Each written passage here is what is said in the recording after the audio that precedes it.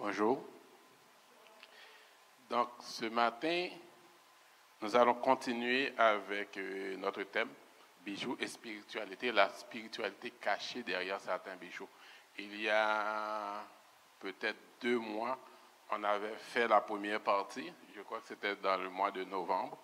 On avait vu certains aspects de ce thème-là. Donc, on n'avait pas eu le temps de terminer. Donc, ce matin, on va terminer avec le thème.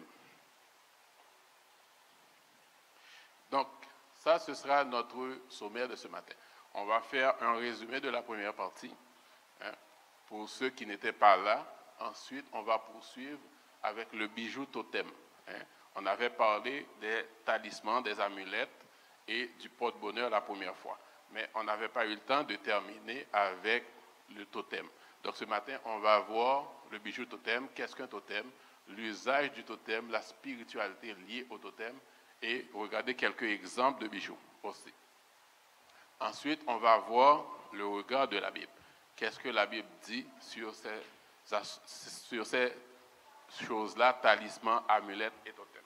Okay, donc, on va commencer avec un récapitulatif de tout ce qui a été dit lors de notre première conférence. Qu'est-ce qu'on avait dit lors de notre première conférence? La première chose, c'est qu'on avait défini un bijou, non? Donc, précédemment, nous avons défini le bijou comme étant un élément de parure corporelle, un élément qui rehausse la parure corporelle. Le bijou pouvait être porté sur le corps, dans le corps. Nous avions dit aussi que sa valeur ne résidait pas uniquement dans le matériel qui le compose. C'est-à-dire, quand on parle de bijou, on voit généralement que c'est un objet qui est fait soit en or ou en argent. Mais un bijou, ce n'est pas forcément un objet qui est fait dans une matière précieuse. C'est ce qu'on avait dit la première fois. Sa valeur peut être sentimentale, religieuse, émotionnelle ou même artistique. Donc, un bijou peut être fait en os, mais même si sa valeur n'est pas dans la matière qui le compose, mais c'est quand même un bijou. Ça, c'est un élément important qu'il faut comprendre, qu'il faut retenir. OK. Nous avons dit aussi que, en plus de sa fonction première qui est avant tout la beauté, pour embellir, pour l'ornementation, un bijou n'était pas là uniquement pour faire joli. C'est-à-dire quelqu'un qui porte un bijou, ce n'était pas simplement pour la beauté que cette personne-là portait un bijou. C'est ce que nous avons dit. On avait dit qu'il peut être porté dans le cadre d'une fonction religieuse, et il y a certains bijoux qui sont des bijoux pour la fonction religieuse. Il peut être porté comme un signe distinctif. Il peut être un utilitaire. Le bijou peut être un utilitaire. Il peut être porté pour son originalité, pour l'œuvre d'art qu'il représente. Donc, on avait donné quelques exemples aussi. On avait, par exemple, parlé de la bague de mariage, qui est un bijou, mais qui est aussi un signe distinctif qui démontre le statut social, si vous vous souvenez bien. On avait parlé en tant qu'utilitaire, par exemple, de la bague sceau. Les rois, dans les temps, utilisaient un sceau. Le sceau royal, c'était souvent sous la forme d'une bague. C'était un bijou, mais c'était un bijou utilitaire. On avait aussi donné l'exemple, par exemple, de types de bijoux dont la valeur résidait dont leur valeur était sentimentale. Par exemple, les bijoux pour les défunts, qui rappelaient la mémoire d'un être perdu. Ou on avait parlé comme aussi des bijoux identitaires, par exemple, comme les bagues de sororité. C'était un bijou qu'une personne peut porter, mais qui l'identifie à un groupe, ou à une organisation. Donc, ce sont plusieurs types de bijoux. On avait parlé aussi des bijoux religieux. Il y a des bijoux que l'on porte, ce sont des bijoux religieux. On avait vu le chapelet catholique, qui est un bijou religieux qui aide à la prière. On avait parlé aussi du chapelet de l'islam, le misbah. L'islam aussi qui a un chapelet, qui aide à la prière. On avait aussi vu le bijou bouddhiste, le chapelet bouddhiste. Tout ça, ce sont des bijoux que les gens se portent, mais ce ne sont pas des bijoux qui sont là pour faire joli, mais ce sont des bijoux qui ont une fonction religieuse. OK. Donc, une fois qu'on avait vu toutes les raisons qu'on pouvait porter un bijou, on avait commencé à parler de la spiritualité et les bijoux. Et pour ce faire, on avait vu 4 types de bijoux qui ont une certaine spiritualité derrière ces bijoux-là. On avait vu le porte-bonheur, on avait vu le talisman et on avait vu l'amulette. Donc la première fois, ce sont ces 3-là qu'on avait vus. Le porte-bonheur, le talisman et l'amulette. On n'avait pas encore vu le totem. Donc ce matin, après le récapitulatif, on va poursuivre avec le totem. Donc, pour le porte-bonheur, qu'est-ce que nous avions dit? Nous avons dit que le porte-bonheur était un symbole tiré d'une tradition, d'une culture, et que ce symbole était reconnu, selon la croyance populaire, comme apportant de la chance, de la fertilité, la protection, la réussite, etc. On portait, les gens qui croient en ça portent un porte-bonheur pour avoir certains avantages, certains bénéfices, comme la chance, la protection, etc. On avait aussi donné quelques exemples de porte-bonheur. On avait parlé, par exemple, de l'éléphant, qui est un exemple de porte-bonheur qu'on trouve dans les pays asiatiques, surtout en Thaïlande. On avait parlé, par exemple, du scarabée, qui est un symbole de porte-bonheur qu'on retrouve en Égypte. On avait parlé, par exemple, de l'attrape-rêve. L'attrape-rêve, c'est ce symbole-là. Je ne sais pas. C'est ça, l'attrape-rêve. Ah. C'est le symbole qui est au milieu. Le symbole qui est au milieu. C'est ça l'attrape-rêve. C'est un symbole qui nous vient des Amérindiens, des peuples autochtones. Ensuite, on a la feuille à 4 trèfles et la patte de lapin, les 2 premiers. La feuille à 4 trèfles et la patte de lapin, qui sont 2 symboles qui sont très reconnus mondialement comme étant des porte-bonheur. Et on avait dit que aussi le porte-bonheur n'était pas forcément un objet magique, parce que c'était un objet qu'on considérait comme porte-bonheur, mais qui était basé surtout sur la croyance, sur la tradition. OK. On avait aussi parlé de l'amulette. L'amulette sera un objet reconnu comme ayant des pouvoirs magiques. Contrairement au porte-bonheur, l'amulette sera reconnue comme un objet ayant des pouvoirs magiques. Son usage sera destiné à la protection du porteur. Celui ou celle qui le porte pour la protection, en repoussant les énergies négatives ou un esprit maléfique, par exemple. Et on avait donné quelques exemples d'amulettes. Par exemple, un bracelet égyptien avec la forme comment on appelle, la clé de vie. La croix égyptienne qu'on appelle la clé de vie. On avait montré aussi un bracelet avec la main de Fatma. Et on a un dernier exemple d'amulette avec des motifs égyptiens. Donc, on avait parlé de tous ces exemples-là lors de notre première conférence. Tout comme l'amulette, le talisman. On avait vu que l'amulette était utilisée pour repousser, mais le talisman est un objet reconnu pour ses pouvoirs magiques, mais contrairement à l'amulette, le talisman sera utilisé pour attirer les énergies positives, apportant ainsi la protection, la chance, la réussite. Donc, on avait établi cette différence-là entre l'amulette et le talisman. On avait dit que le talisman, c'était un objet de pouvoir, tout comme l'amulette, mais c'était un objet qu'on utilisait pour attirer les énergies positives, alors que l'amulette était un objet qu'on utilisait pour repousser les énergies négatives, pour repousser, par exemple, un esprit maléfique. C'était ça la principale différence qu'il y avait entre un talisman et une amulette.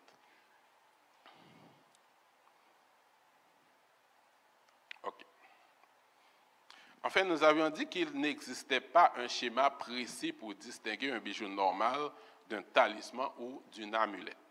N'importe quel bijou pouvait être un talisman ou une amulette. C'est-à-dire, ce n'est pas simplement en regardant un bijou qu'on peut savoir si c'est un talisman ou si c'est une amulette. Pourquoi? Parce que n'importe quel bijou peut être à la vérité un talisman ou une amulette. Parce que qu'est-ce qui fait qu'un bijou est un talisman ou une amulette? C'est parce que ce bijou-là, on va, dans le jargon ésotérique, on va le charger en énergie positive. Comment on charge ce bijou en énergie positive? C'est en faisant un rituel religieux au-dessus de ce bijou. C'est ce que nous avions vu la première fois. En faisant un rituel religieux au-dessus du bijou, on le charge en énergie positive et ce faisant, ce bijou est lié à un esprit. C'est pour ça que ce bijou-là, en tant que talisman et ou amulette, devient un portail entre le monde visible et le monde invisible.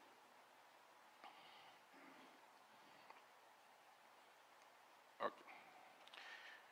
Donc, on avait aussi vu, par exemple, cet exemple-ci. Si je prends ce bijou, on voit que c'est un bijou qui arbore un pentagramme. Dès qu'on voit le pentagramme, on sait ce que c'est qu'un pentagramme, donc ça génère tout de suite un red flag. On ne va pas acheter un bijou comme ça, on va le mettre dans notre poignet, parce qu'on voit que c'est un pentagramme, on connaît l'utilisation, l'usage du pentagramme. Par contre, si on voit cette autre image, une petite croix, on sait que généralement que la croix, c'est le symbole du christianisme, on a moins on n'a pas de red flag concernant ce bijou-là. Pourtant, ce bijou, même étant une petite croix qui représente la croix qui est, par exemple, le symbole du christianisme, ce bijou est un talisman. Parce que c'est un crucifix avec une pierre au milieu qui est quand même vendu sur un site qui vend des talismans. Pourquoi? Parce qu'il n'y a pas un schéma précis pour reconnaître un bijou normal par rapport à un talisman ou une amulette, parce que le bijou, qu'est-ce qui va le rendre, fait que c'est un talisman ou une amulette, c'est le rituel religieux qu'on va exercer au-dessus du bijou. Donc c'est pour ça que n'importe quel bijou peut être un talisman ou une amulette. Donc c'est pour ça que nous sommes en train de faire cette conférence pour être beaucoup plus prudents. OK. Nous avons dit que même s'il était pratiquement impossible de distinguer un bijou normal d'un talisman ou d'une amulette, mais il y a certains matériaux qui sont des matériaux de prédilection pour la fabrication de certains talismans ou amulettes. Donc, on avait vu qu'il y avait certains matériaux qui entraient dans la fabrication de ces objets-là, qui étaient des matériaux de prédilection, des matériaux qu'on reconnaissait ayant certains pouvoirs. C'est pour ça qu'on utilise ces matériaux-là pour fabriquer des talismans ou des amulettes. On avait parlé comme matériau de prédilection, on avait parlé par exemple de la pierre de lune, si vous vous souvenez. La pierre de lune, qui est un minéral, que dans le milieu ésotérique, on reconnaît que ce minéral-là a le pouvoir de capter l'énergie de la lune. Puisque ce minéral a le pouvoir de capter l'énergie de la lune. C'est pourquoi on aime beaucoup l'utiliser dans les talismans et les amulettes. Parce que vous savez que dans l'idolâtrie, dans beaucoup de religions idolâtres, la lune, c'est un astre dominant. C'est un astre dominant. Par exemple, on avait vu ça dans la Wicca. Quand on avait parlé de la Wicca, on avait dit que l'astre dominant de la Wicca, c'était la lune. Même si la Wicca avait deux divinités, l'une, la déesse, dont le symbole était la lune, et le dieu cornu, qui représentait la nature, mais c'était la lune qui était l'astre dominant. Donc, on a la pierre de lune qui est un matériel de prédilection pour fabriquer des talismans et des amulettes. On avait aussi montré quelques exemples de bijoux contenant une pierre de lune. On avait aussi parlé d'un autre matériel qui est l'obsidienne. L'obsidienne qui est un minéral, un type de verre volcanique. L'obsidienne que beaucoup de civilisations anciennes considèrent comme ayant une propriété naturelle de protection. Donc, puisque beaucoup de civilisations considèrent que ce minéral-là possède une propriété naturelle de protection, donc on va trouver beaucoup ce minéral-là dans la fabrication de certains talismans ou de certaines amulettes. Par exemple, on a vu ces exemples-là. Par exemple, vous voyez le petit crucifix à droite, là, c'est un talisman. Même si vous voyez que ça ressemble à une petite croix, mais c'est en fait un talisman. OK. On avait vu aussi comme autre matériel de prédilection qu'il y avait aussi beaucoup de cristaux. Quand on parle de cristaux, on parle par exemple de quartz, d'onyx, d'olite, de chaps, de citrine et bien d'autres. Beaucoup de cristaux, je n'ai pas cité tous les cristaux, hein, beaucoup de cristaux qui entrent dans la fabrication de talismans ou d'amulettes, parce que ces cristaux-là sont, par exemple, sont reconnus comme ayant certains pouvoirs de guérison sur le corps, certains pouvoirs de guérison, par exemple, sur l'esprit, hein, sur le psychisme. C'est pour ça qu'on va utiliser beaucoup ces cristaux dans ces objets-là, amulettes, talismans, hein, pour la guérison, pour la protection. Donc, comme on reconnaît à ces cristaux certains pouvoirs naturels, donc on va beaucoup les utiliser. Et j'avais donné des exemples de talismans avec ces cristaux. Hein, on a à gauche, là, on a le talisman de protection des fées avec cristal de roche de labradorite. Hein. Donc, c'était juste quelques exemples. Ensuite, on avait dit aussi qu'il fallait faire très attention aux symboles qu'on retrouve dans les religions idolâtres. Par exemple, aux symboles qu'on retrouve dans les religions, dans la mythologie grecque, mythologie égyptienne, par exemple. Parce que c'était des symboles qu'on pouvait prendre, qu'on pouvait utiliser comme talisman, comme amulette. On avait parlé, par exemple, de l'œil d'Horus. Hein? L'œil d'Horus qui est un objet qui est très, très, très utilisé comme amulette. Hein? L'œil d'Horus, c'est la première image à droite. Hein? Là où on voit l'œil en vert, avec la pierre verte. Hein? L'œil d'Horus est très, très connu dans le milieu ésotérique. Hein? Donc, dès qu'on voit ce motif-là sur un bijou, il faut faire très attention. Il ne faut pas prendre ça comme un bijou normal. Je ne dis pas que c'est forcément un talisman ou une amulette, mais c'est un objet qu'on utilise, c'est un motif qu'on utilise beaucoup dans le milieu ésotérique. Parce que c'est un milieu, ça vient d'Égypte, ça vient de l'ancienne Égypte, de la magie égyptienne. Hein? Il faut comprendre ça. On avait aussi montré la clé de vie, l'encre, la deuxième image, la croix égyptienne. Hein? Je me souviens que quand j'avais fait une école du dimanche, j'avais parlé des mystères de l'autel. Hein? J'avais parlé de la croix en Égypte qui représentait un symbole de vie. Hein? Tandis qu'à Rome, la croix était un symbole de mort. C'est pour ça qu'en Égypte, la croix s'appelle la clé de vie. Hein?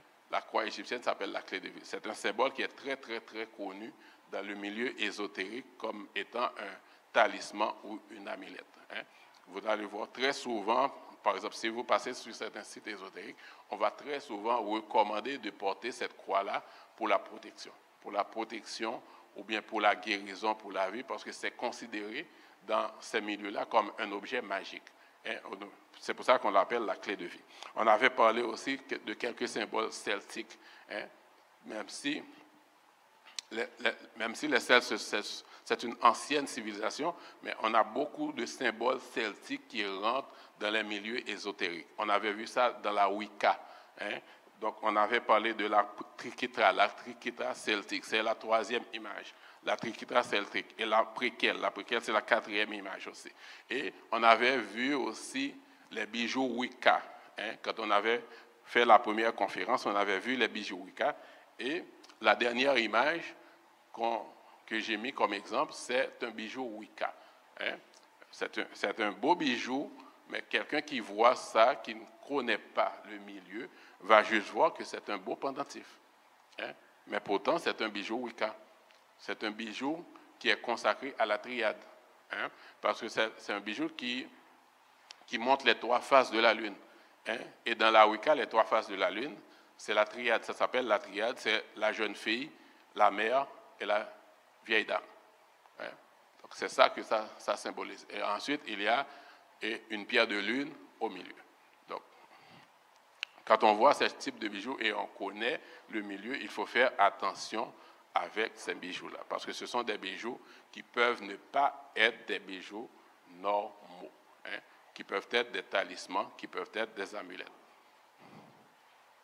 Donc, ça, c'était environ tout ce qu'on avait vu lors de notre première conférence. Donc, qu'est-ce qu'il nous restait à voir? Il nous restait à voir les bijoux totems, les bijoux qu'on utilise comme totem. Qu'est-ce qu'un totem? Généralement, on a l'habitude de voir des totems dans les films. Dans les films, dans les documentaires, on voit des totems qui sont des sculptures, généralement des sculptures en bois, qui sont élevées soit par des peuples autochtones sur des terres. Donc, qu'est-ce que ça veut dire? Quand on voit un totem, qu'est-ce que ça veut dire? Donc, c'est ça que nous allons voir ce matin.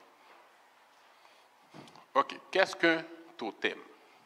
Les totems sont des symboles qu'on retrouve beaucoup chez les peuples autochtones, en Amérique, en Afrique, mais aussi en Australie. Ce sont généralement des objets sculptés qu'on peut même apercevoir dans certains films d'aventure au milieu de la jungle, où des villages autochtones sont présents. Ils représentent souvent des figures d'animaux ou d'insectes de la nature. Quand on voit des totems, souvent ce sont des figures d'animaux. Il y a une raison à ça. On va voir ça plus loin. Le totem est à la fois un symbole de la nature, mais aussi il a un côté spirituel qui représente une connexion avec l'esprit, avec ce qui est sacré, ce qui est divin dans la culture de ces peuples-là. Donc, quand on voit un totem quelque part dans un village autochtone, ce n'est pas simplement une sculpture. Ça, c'est très important à retenir. Ce n'est pas simplement une sculpture en bois que les peuples ils font. Le totem même si c'est une sculpture, c'est une œuvre d'art, mais ça a un côté spirituel. OK. Pourquoi les peuples autochtones érigent-ils des totems? Comme nous avons dit tantôt, le totem est plus qu'une sculpture ou une œuvre d'art, c'est un symbole sacré. Un totem érigé au milieu d'un village, c'est une sorte d'autel érigé en l'honneur de l'esprit d'un ancêtre. Un totem érigé au milieu d'un village, c'est une sorte d'autel érigé en l'honneur de l'esprit d'un ancêtre, ou d'un esprit protecteur qui domine et qui est censé protéger ce village-là. Donc, le totem qui est érigé dans un village ou bien quelque part, c'est une représentation d'un esprit. Soit l'esprit d'un ancêtre ou un esprit protecteur qui protège soit le peuple, soit le village, soit la famille, soit la maison ou une personne. C'est pour ça qu'on est en train de voir les bijoux totems. OK. Donc, le totem est donc un monument dédié à un esprit protecteur. Le totem, dans ce cas, a des similarités avec la tradition des saints patrons. Parce que je fais le rapprochement entre le totem et la tradition des saints patrons de l'Église catholique romaine. On connaît cette tradition-là, n'est-ce pas? Dans l'Église catholique romaine, on a chaque ville qui a un saint patron, qui est sous la protection d'un saint patron. C'est à peu près la même chose avec le totem, parce que chaque village a un esprit protecteur, donc on va ériger un totem dans le village qui va représenter cet esprit-là. Donc, le totem érigé en l'honneur d'un esprit, d'un ancêtre ou d'une haute divinité n'est pas seulement une œuvre d'art. Il ne faut pas voir le totem comme une pièce d'œuvre d'art que les peuples autochtones ils font, ils mettent là parce qu'ils adorent travailler le bois. Ce n'est pas ça. C'est l'autel qui représente la domination de cet esprit sur ce village ou sur ce peuple. L'esprit est souvent représenté, ça c'est important, l'esprit est souvent représenté sous la forme d'un animal ou d'un insecte. Quand on parle de totem, c'est lié avec le sacré, mais c'est souvent la figure d'un animal. Donc, c'est souvent la figure d'un animal. D'un insecte qui, à son tour, est sculpté dans du bois comme étant une représentation de la nature. Pratiquement tous les animaux et tous les insectes de la nature peuvent représenter un esprit pour ces peuples autochtones et associés à un totem. Quand on voit des totems, quel que soit le motif que le totem arbore, que ce soit un animal terrestre, un animal qui vole dans les airs, un insecte, c'est toujours un esprit qui est associé à cet animal-là. Donc, le totem est plus qu'une sculpture ou une œuvre d'art, c'est un symbole sacré. Quand on voit le totem, ce n'est pas une sculpture, ce n'est pas une œuvre d'art, c'est un symbole sacré. Pour les non-initiés, le totem est simplement une sculpture représentant un animal de la nature. Quand on ne connaît pas le monde ésotérique, le monde de ces peuples-là, on voit le totem, on voit simplement une représentation d'un animal. On voit que c'est une représentation de la nature. Mais pour ces peuples-là, ce totem-là, ça représente, même si ça représente un animal, mais cet animal-là, pour eux autres, c'est un esprit. Est-ce qu'on comprend? Mais pour les initiés, le totem, c'est l'autel d'un esprit, l'esprit avec lequel le village est connecté. De plus, non seulement un totem est une représentation d'un esprit protecteur qui est connecté avec le village, mais aussi chaque famille et chaque individu à l'intérieur du village peut avoir un animal totem. Ça, c'est le point le plus important. Non seulement qu'il y a le totem du village qui représente l'esprit protecteur du village, mais chaque individu peut avoir un animal totem.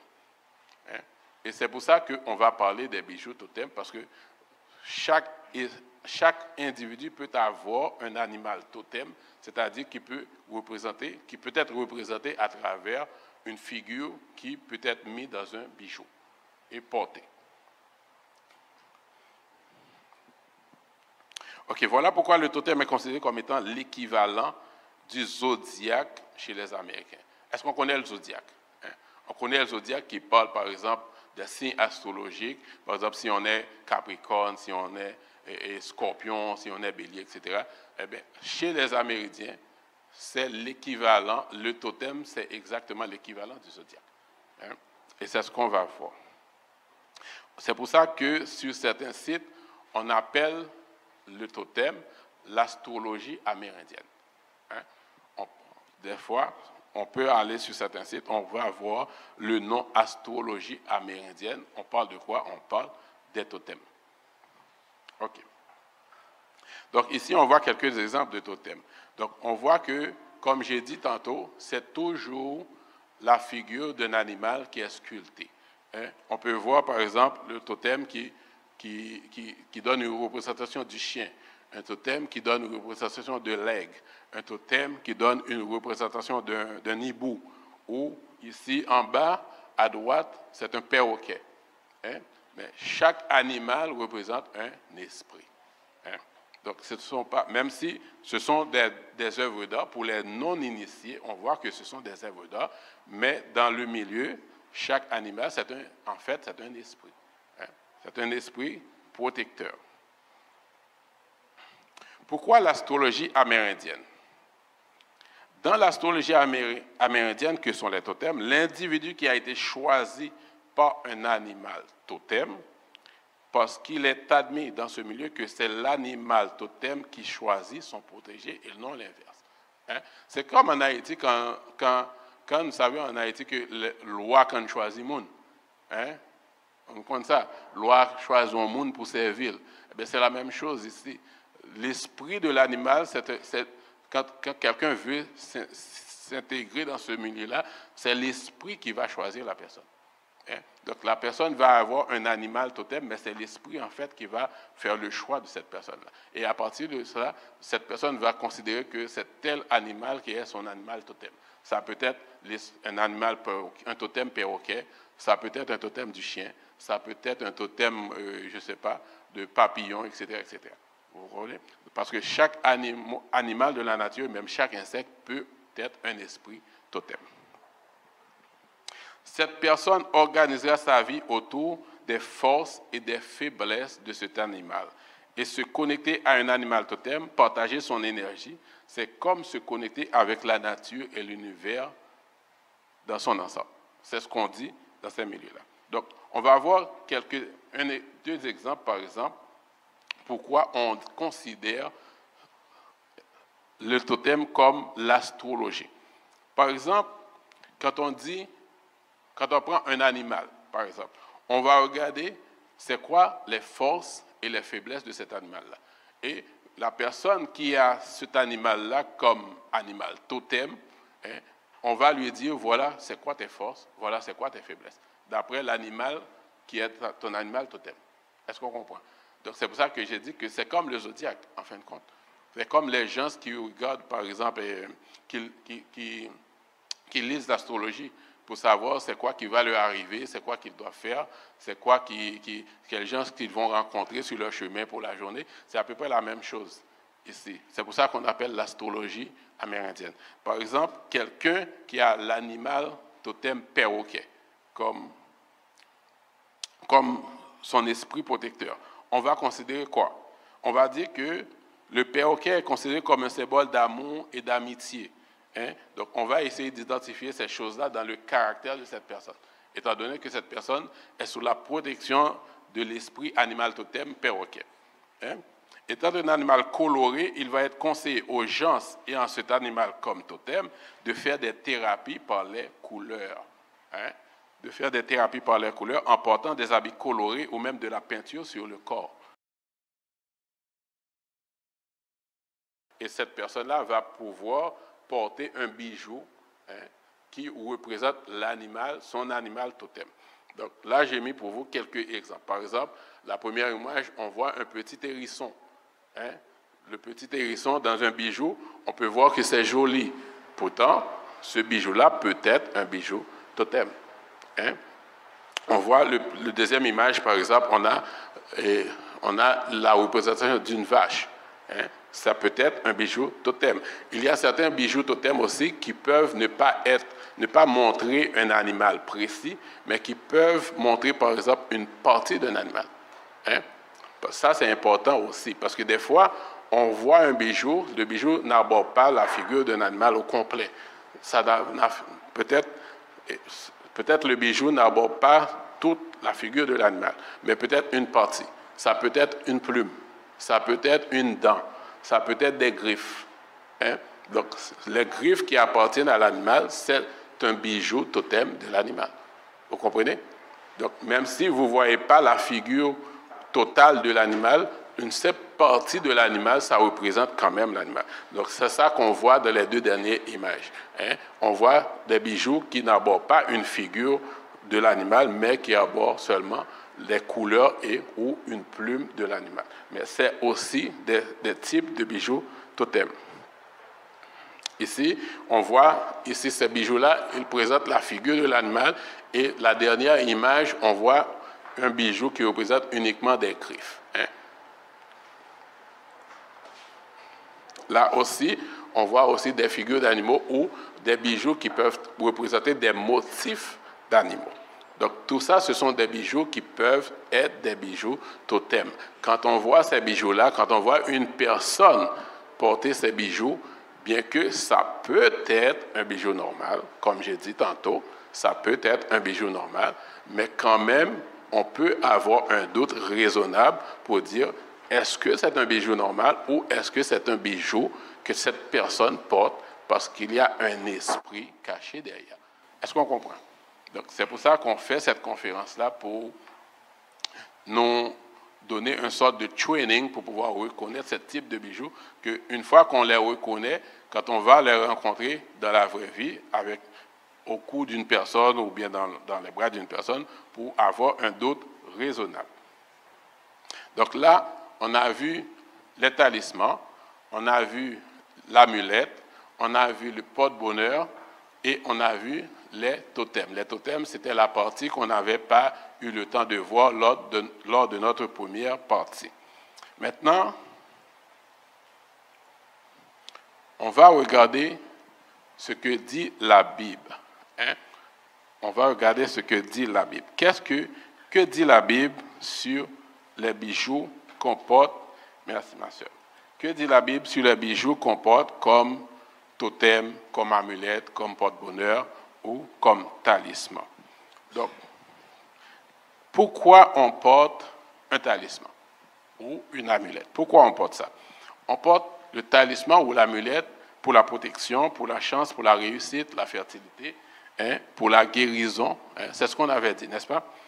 Et pour communiquer avec le monde spirituel. Parce qu'on avait dit que le bijou, une fois qu'on a exercé un rituel religieux au-dessus du bijou, ce bijou devient un portail. Et on porte le bijou aussi, talisman ou totem, pour avoir un guide spirituel.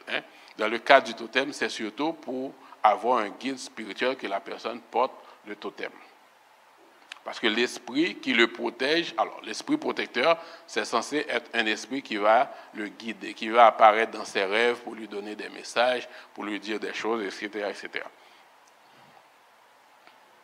Donc, autrement dit, quelqu'un qui porte une amulette, un talisman ou un totem comme bijou, c'est quelqu'un qui établit une relation de confiance avec cet objet. Hein? Plus précisément avec l'esprit qui se cache derrière l'objet en question. Hein? Parce que quand on dit que la personne établit une relation de confiance, ce n'est pas vraiment avec l'objet, parce que l'objet est inanimé, vous comprenez? Donc c'est plus avec l'esprit qui se cache derrière l'objet, qui anime l'objet. Et dans cette relation, la personne fait confiance à l'esprit animal animant l'objet pour lui apporter ce dont elle a besoin. Hein? Quand on porte un talisman, le talisman est lié à un esprit. Donc, la personne fait confiance à cet esprit pour lui apporter la protection, la réussite, hein, tout ce dont elle a besoin. Et même lui annonçant les dangers, lui annonçant des choses qui vont se passer dans sa vie. Donc, la grande question maintenant qu'on se pose, est-ce qu'un chrétien peut avoir une amulette ou un talisman autour de son cou ou dans sa maison? Ça, c'est la grande question.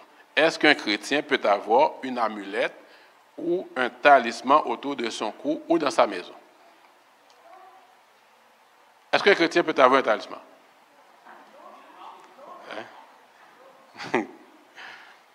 Donc, on va regarder quelques textes bibliques. On va lire plusieurs textes bibliques. Psaume 29, verset 25. La crainte des hommes tente un piège, mais celui qui se confie en l'Éternel est protégé. Psaume 56, verset 4. Quand je suis dans la crainte, en toi, je me confie. Psaume 62, verset 2. Oui, c'est en Dieu que mon âme se confie, de lui vient mon salut. Psaume 91, verset 2. Je dis à l'Éternel, mon refuge et ma forteresse, mon Dieu, en qui je me confie. Ésaïe 40, verset 31. Mais ceux qui se confient en l'Éternel renouvellent leur force. Ils prennent le vol comme les aigles, ils courent et ne se lassent point, ils marchent et ne se fatiguent point. Psaume 127, verset 1. Si l'Éternel ne bâtit la maison, ceux qui la bâtissent travaillent en vain. Si l'Éternel ne garde la ville, celui qui la garde veille en vain. Jérémie 29, verset 11. Car je connais les projets que j'ai formés sur vous, dit l'Éternel, projets de paix et non de malheur, afin de vous donner un avenir et de l'espérance. Josué 1er, verset 8. Que ce livre de la loi ne s'éloigne point de ta bouche. Médite-le jour et nuit pour agir fidèlement selon tout ce qui est écrit, car c'est alors que tu auras du succès dans les entreprises, c'est alors que tu réussiras. Hein? Enfin, Psaume 91, versets 14 et 16, « Puisqu'il m'aime, je le délivrerai, je le protégerai puisqu'il connaît mon nom, il m'invoquera et je lui répondrai, je serai avec lui dans la détresse, je le délivrerai et je le glorifierai, je le rassasierai de longs jours et je lui ferai voir mon salut. » Psaume 75, versets 7 et 8, « Car ce n'est ni de l'Orient, ni de l'Occident, ni du désert que vient l'élévation. Mais Dieu est celui qui juge, il abaisse l'un et il élève l'autre. » Proverbe 10, verset 22. C'est la bénédiction de l'Éternel qui enrichit et il ne la fait suivre d'aucun chagrin.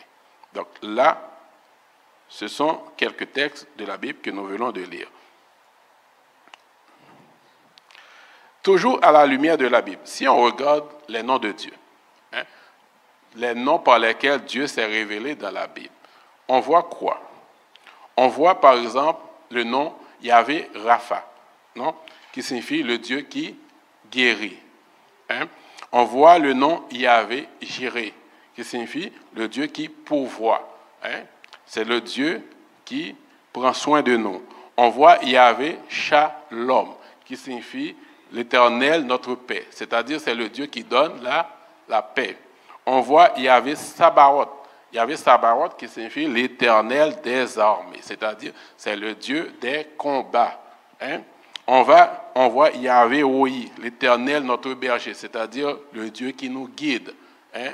Le Dieu qui nous guide. On voit El Shaddai. Ça, ce sont que quelques noms par lesquels Dieu s'est révélé dans la Bible. El Shaddai qui signifie le Dieu tout-puissant.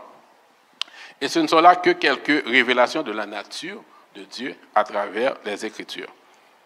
Donc, tout ça pour vous dire quoi? Que pouvons-nous déduire de l'esprit de ces versets et des noms de Dieu? Si nous servons un Dieu tout-puissant, El Shaddai qui signifie Dieu tout-puissant. Si nous servons un Dieu tout-puissant, c'est-à-dire que rien ne lui est impossible. C'est lui qui nous guérit de nos maladies et de nos infirmités. C'est lui qui nous protège contre nos ennemis et dans la détresse. C'est lui qui prend nos combats à notre place. Yahvé Sabaoth. C'est de lui que vient l'élévation, la richesse et la gloire. C'est lui qui veille sur nous, garde nos pas et ne dort jamais. Est-ce que Dieu dort? Jamais. Et c'est lui qui pourvoit à tous nos besoins. Jésus avait dit, tout ce que vous demanderez au Père en mon nom, croyez que vous l'avez reçu. Donc, c'est avec ce Dieu tout-puissant que nous devrions établir la relation de confiance et non avec un esprit qui n'est pas Dieu par l'automise d'un objet. Parce que si nous servons un Dieu qui est déjà tout-puissant, qui peut tout faire, qui est notre berger, qui nous garde, qui nous protège, qui prend nos combats, est-ce que nous avons encore besoin de faire confiance à un objet? Si Dieu est tout-puissant, il peut tout faire, et c'est de lui que vient toute chose. Dieu se suffit à lui-même. Ça, c'est une phrase qui est importante à retenir.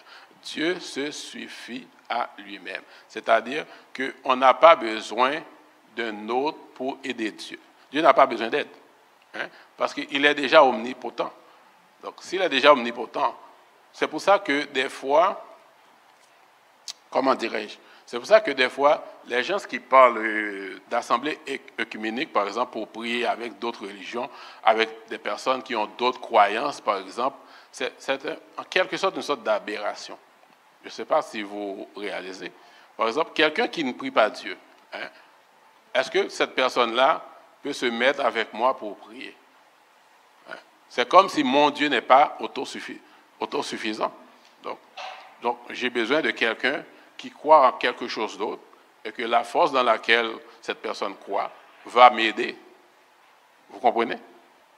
Donc, si Dieu est autosuffisant, Dieu se suffit à lui-même, il est suffisamment puissant. Donc, on n'a pas besoin de faire appel à une autre force, à une autre puissance, à une autre divinité. Donc, c'est-à-dire qu'il n'a besoin d'aucune aide extérieure pour agir. Donc, le chrétien devrait mettre sa confiance en Dieu et en Dieu seul. Dire qu'on met sa confiance en Dieu et en même temps on porte un talisman, une amulette ou un totem, c'est vouloir partager la gloire de Dieu. Et qu'est-ce que Dieu a dit dans sa parole à propos de ça? Il a dit, je suis l'Éternel, c'est là mon nom. Et je ne donnerai pas ma gloire à un autre, ni mon honneur aux idoles. C'est-à-dire, quand Dieu agit, il n'a besoin de personne pour agir à côté de lui, parce qu'il ne partage pas sa gloire. Ce qui fait que, en tant que chrétiens, si nous prions Dieu, nous ne pouvons pas en même temps avoir un objet de pouvoir qui détient son pouvoir autre que Dieu. Donc, la voie des talismans, des amulettes et des totems n'est rien d'autre que la voie qui mène à l'idolâtrie. Quand on commence à entrer dans cette voie-là, on commence à avoir des petits talismans, des petits totems, des petits amulettes. Ce n'est rien d'autre que de l'idolâtrie. On est en train de tomber dans l'idolâtrie. OK. Ceux qui sont appelés gens de la maison de Dieu ne devraient avoir que Dieu et Dieu seul comme leur guide spirituel, comme protecteur, comme sauveur, comme Seigneur et comme maître. Maintenant, pour récapituler, s'il y a 3 points à retenir, par exemple, on a fait 2 conférences, ça c'est la dernière. Donc, si on devait retenir 3 choses, 3 idées de ces 2 conférences, ce serait quoi? Ce serait ces 3 points-là. Même si un bijou n'est pas fait de matière précieuse, il n'en devient pas moins un objet ayant une certaine valeur qui peut être sentimentale, religieuse, artistique et autres. Ça, c'est le premier point qu'il faudrait retenir des deux conférences qu'on a faites, pour savoir qu'un bijou, ce n'est pas simplement un objet qui est fait en or ou en argent. Hein? Ça, c'est très important à comprendre parce qu'une personne qui porte un bijou, même si on voit que le bijou est fait avec un os, mais c'est quand même un bijou. Vous comprenez? Ce n'est pas parce que ce n'est pas fait en or qui fait que ce n'est pas un bijou. Le deuxième point important à retenir, il est important de comprendre qu'un bijou porté ne l'est pas uniquement pour faire joli. Ça, c'est le point le plus important des deux conférences qu'il faut retenir. Un bijou porté ne l'est pas uniquement pour faire joli. Quelqu'un qui porte un bijou, quelle que soit la beauté du bijou autour de son cou ou bien de ses poignets, ça peut ne pas être uniquement pour la beauté, pour rehausser la beauté. Parce que c'est pour ça qu'on parle de spiritualité cachée derrière certains bijoux. La personne qui porte un bijou, qui a une certaine spiritualité derrière, elle ne porte pas le bijou pour la parure corporelle. Vous comprenez? Elle porte le bijou parce que le bijou lui apporte, si c'est un talisman ou une amulette, parce que le bijou lui apporte soit la protection, soit la chance, ou bien je ne sais pas quoi. Vous comprenez? Donc, le but premier que la personne porte ce bijou-là, ce n'est pas pour rehausser sa parure extérieure. OK. Un bijou peut être porté, un bijou peut être un objet lié à la spiritualité, il peut être un autel. Ça, c'est important à retenir aussi. Parce que quelqu'un qui porte un bijou, si ça arbore certains motifs, ce bijou, il y a des possibilités que ce bijou peut être un autel. Et un autel, c'est quoi? Un autel, c'est un portail qui relie le monde physique avec le monde spirituel. Donc, il faut être prudent à ce qu'on achète aux bijoux transmis dans les familles, sur plusieurs générations. Ça, c'est aussi important. Quand il y a un bijou qui est un bijou familial, qui est là depuis plusieurs générations, qui est transmis de la grand-mère à la fille, à la petite-fille, je ne sais pas quoi. Donc, je ne dis pas qu'il y a anguille sous roche, je ne dis pas ça, mais ça peut cacher quelque chose, parce que certains bijoux qui se transmettent de génération en génération, si le bijou c'est un talisman qui est lié à un esprit, ça veut dire que c'est un esprit qui reste dans la famille de génération en génération. Okay? Et le dernier point pour finir, porter un bijou comme talisman, amulette ou comme totem, c'est une idole qu'on porte sur soi.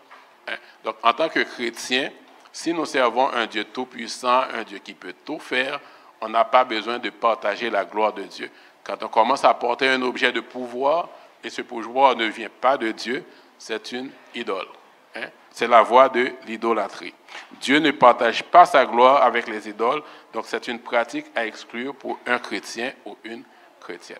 Donc c'était là notre conférence sur la spiritualité cachée derrière certains bijoux. Je vous remercie de votre attention.